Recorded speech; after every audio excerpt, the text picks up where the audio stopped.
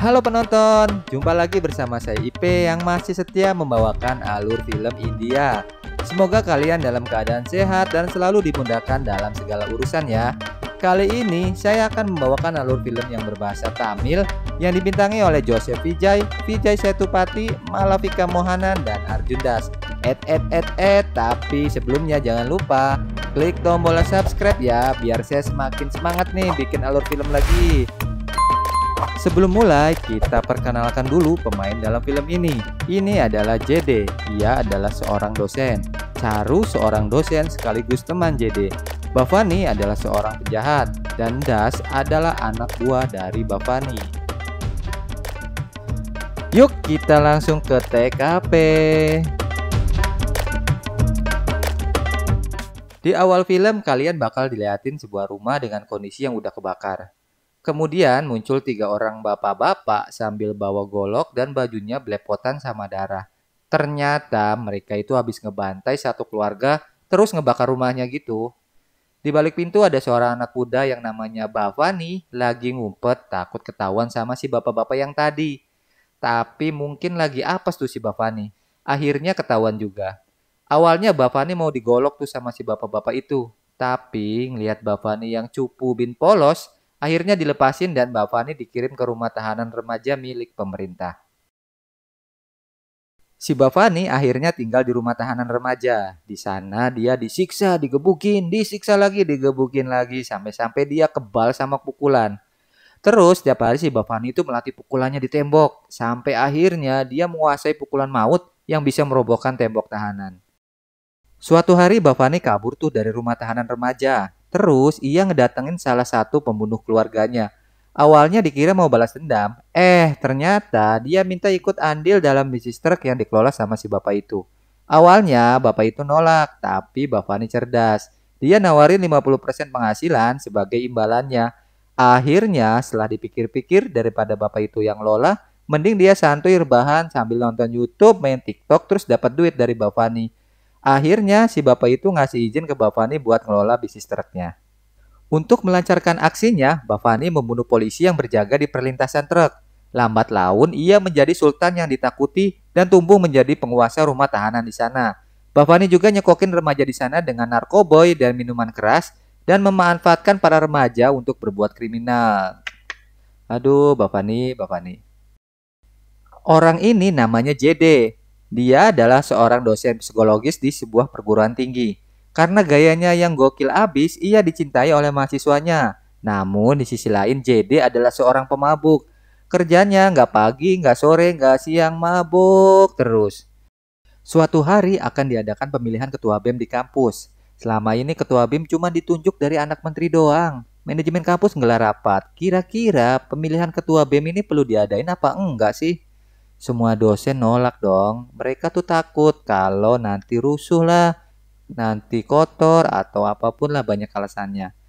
JD adalah satu-satunya dosen yang berani dan memberikan argumen kalau perlunya pendidikan politik di kampus. Dan pemilihan adalah salah satu cara untuk berdemokrasi. Akhirnya berkat JD pemilihan ketua BEM pun bisa diadakan dan diikuti oleh semua mahasiswa di sana. Calon ketua BEM mengajukan diri, seorang anak menteri melawan seorang mahasiswi dari kalangan biasa. Pemilihan pun berjalan lancar dan dimenangkan oleh mahasiswi dari kalangan biasa. Walaupun kalah, anak menteri tetap gentleman. Dia memberikan selamat kepada ketua BEM yang baru.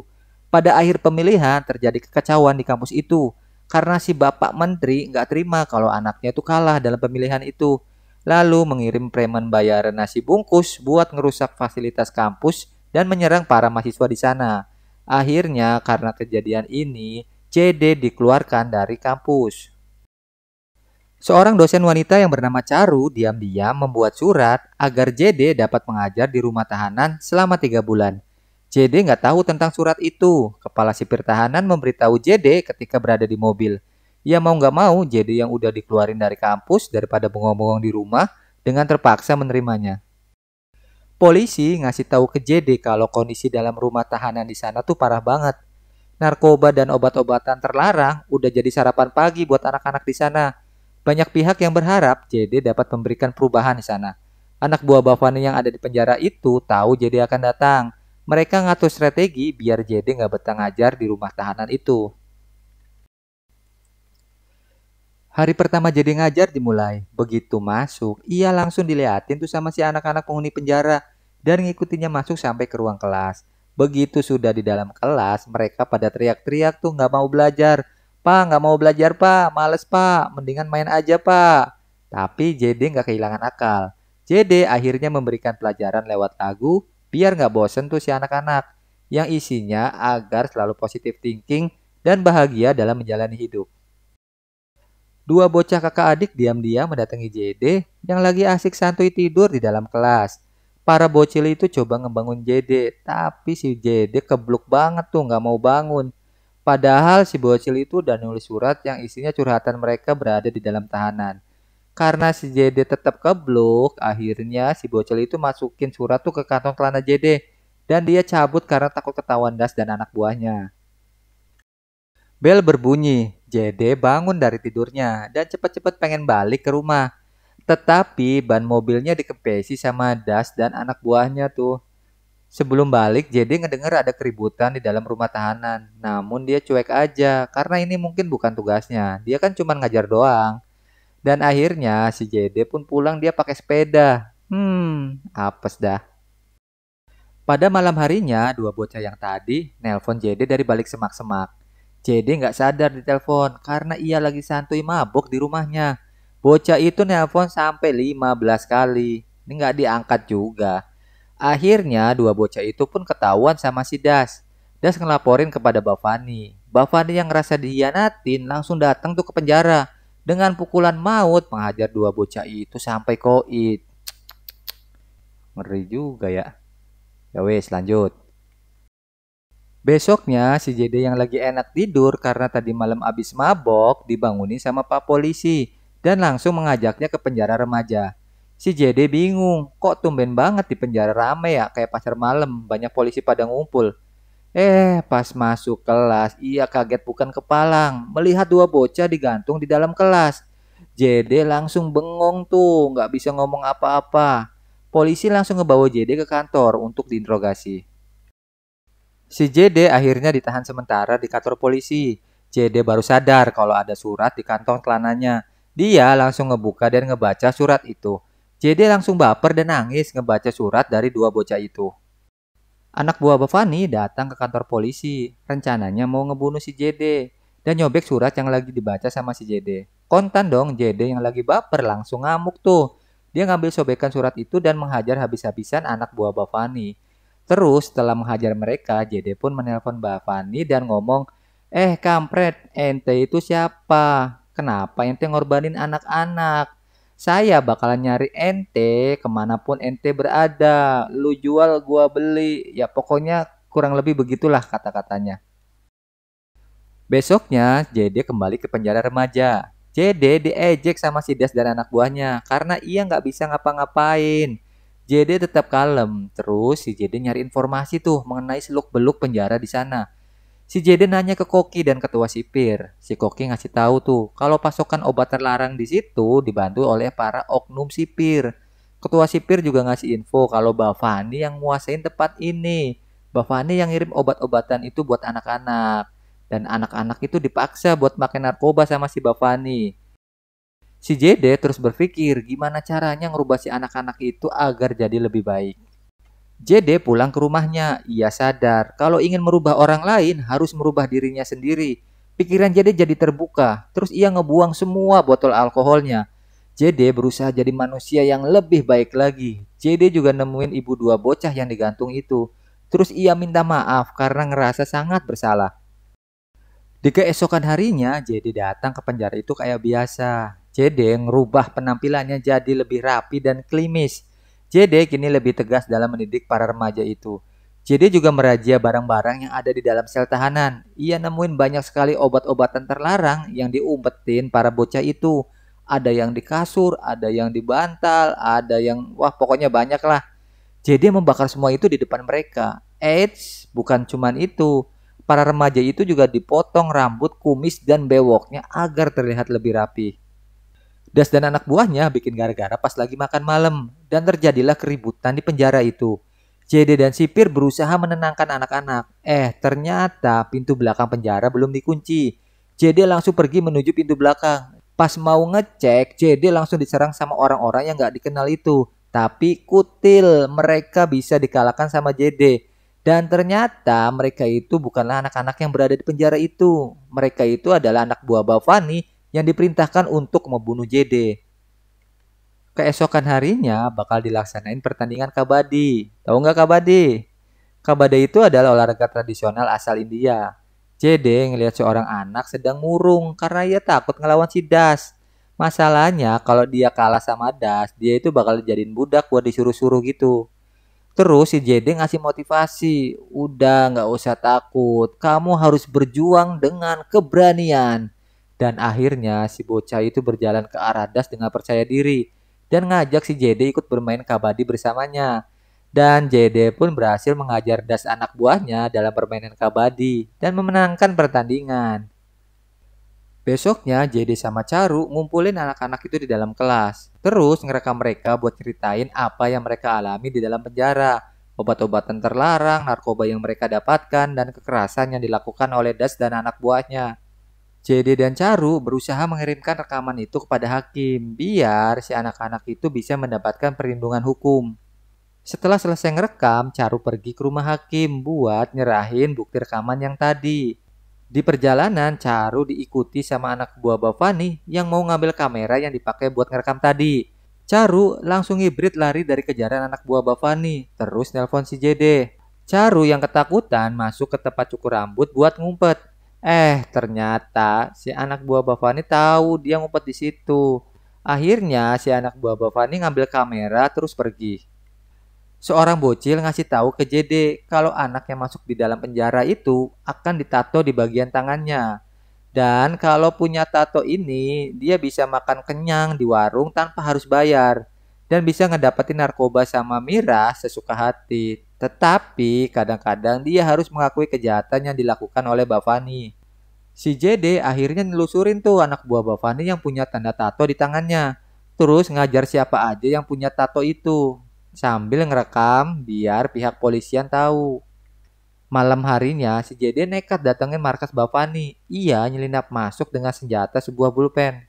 JD ngumpet di balik tembok. Terus dia ngelihat seseorang keluar dari kamar mandi pakai handuk di kepalanya.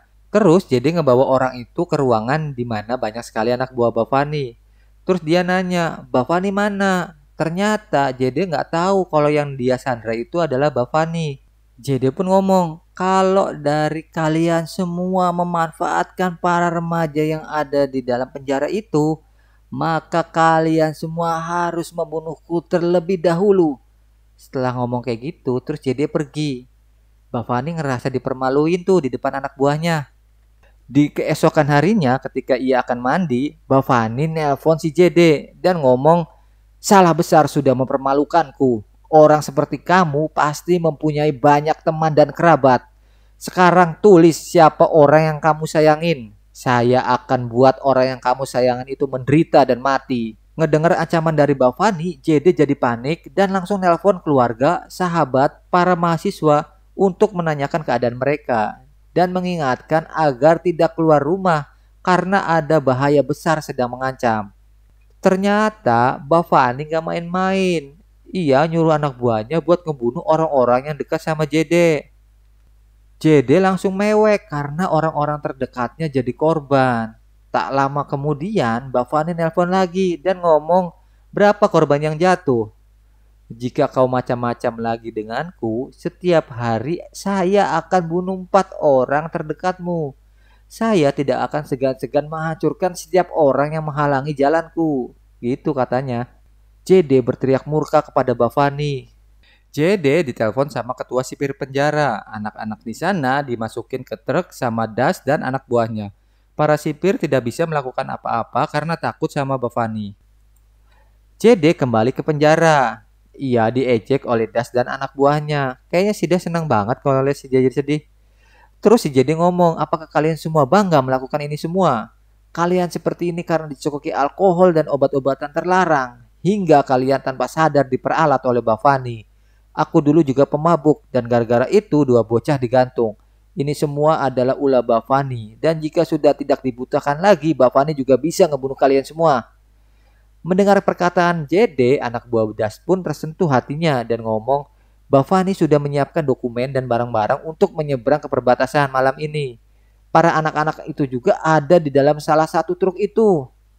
Tanpa pikir panjang, si JD langsung pergi ke sana bersama sang guru panah yang suaminya juga dibunuh oleh Bavani. JD menerobos masuk melewati truk-truk anak buah Bavani. Terus JD ngebuka penutup mobilnya. Terus muncullah sang guru panah dan memanah satu persatu anak buah Bavani. Sampai akhirnya Das pun berhasil menyerempet mobil JD.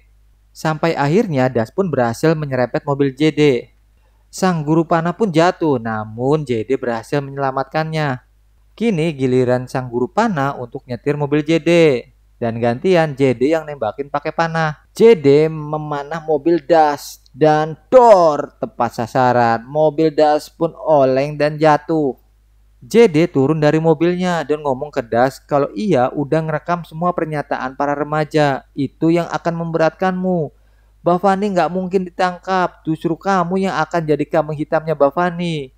Bavani itu udah manfaatin kamu. Kamunya nggak sadar. Bavani nggak mungkin ngebunuh anak-anak itu. Justru kamu yang bakal dibunuh sama si Bavani. Si Das pun terdiam dan bingung. Dia kudu percaya sama siapa. Das akhirnya pergi menemui Bavani dan menyerahkan anak-anak itu. Dan Bavani menyuruh anak buahnya buat ngebunuh si Das. Si Das langsung kaget. Ternyata si JD itu benar. Bavani cuma memanfaatkannya aja. Akhirnya si Das pun berbalik dan berpihak kepada JD. JD bersembunyi di dalam truk bersama anak-anak. Ia keluar dan menghajar habis-habisan seluruh anak buah Bavani sampai habis. Kini giliran JD berhadapan dengan Bavani. Duel pun terjadi. Bavani memiliki pukulan maut. Sampai-sampai daging beku aja bolong dibuatnya. Pukulan maut Bavani mengenai perut JD yang membuatnya tersungkur dan terluka parah. JD mencoba untuk bangkit karena masa depan anak-anak berada di tangannya. JD melepaskan baju dan menggenggam gelangnya, langsung memukulkannya ke tangan Bavani.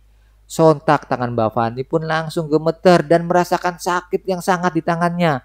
Kini giliran Bavani yang dihajar habis-habisan oleh JD.